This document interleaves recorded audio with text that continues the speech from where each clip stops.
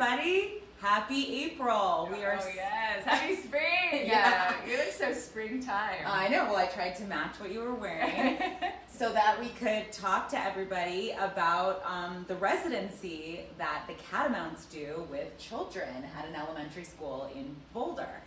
And this is actually my very first time that I will be helping to teach this residency, where we guide children in creating their own original musical. And tell us all about it. Yes, so we are at Heatherwood Elementary, which is here in Boulder in the Gun Barrel neighborhood. And this is our 13th year teaching there, which is really remarkable. And we go in and we work with the second grade students. And it's a daytime residency, what we call an in-school residency. And what that means is that we are there in classroom time. So the reason I think that's so important is that, you know, both you and I grew up as young performing artists, and we had grown-ups in our life who had the ability to seek those opportunities out for us. But not every kid, for whatever reason, might have those opportunities. So this is a in-school way for young folks who don't have a chance to make a lot of art, get to make art and have this early empowering experience with creating something all on their own.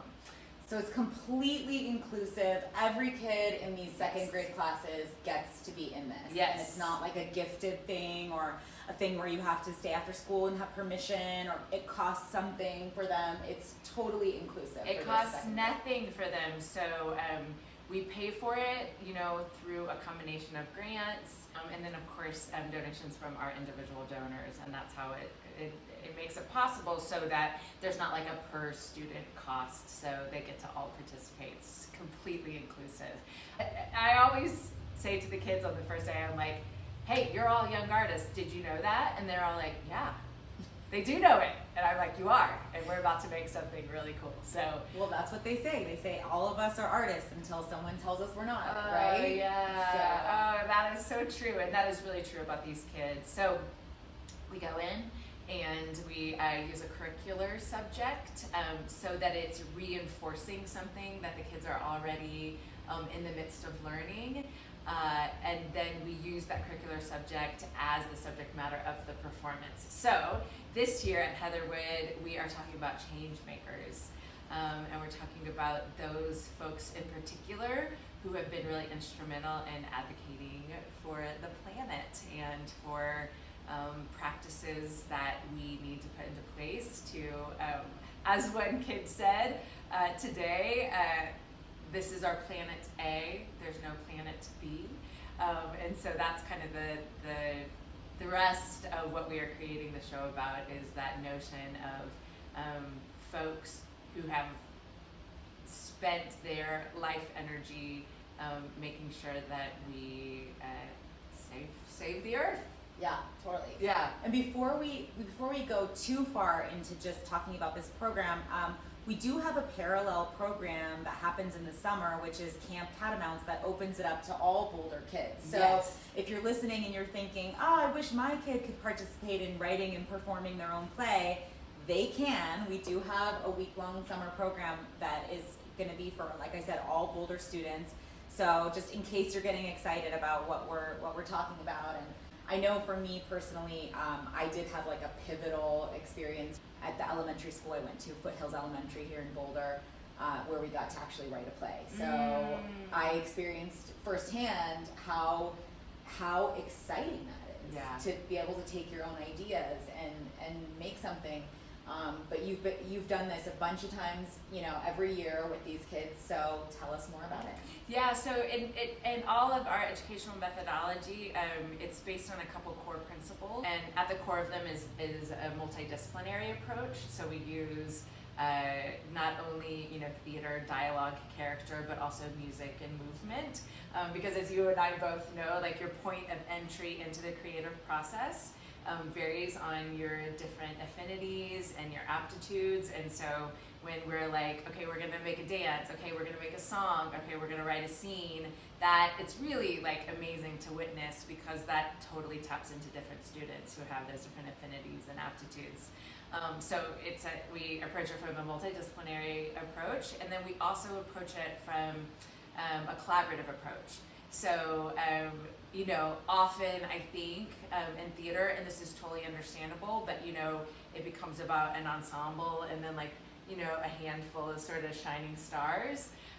But we just think at second grade level, like there's plenty of time to become a star, but in the meantime, what's really great to kind of get to learn is how to create with other people, how to say yes and to other ideas, how to build on the ideas of your fellow collaborators. So everything is created collaboratively, everything is created from a multidisciplinary approach, and everything is totally original. So it is created by the students themselves, and it never existed before we got started, and it will be a wholly original thing once they perform it.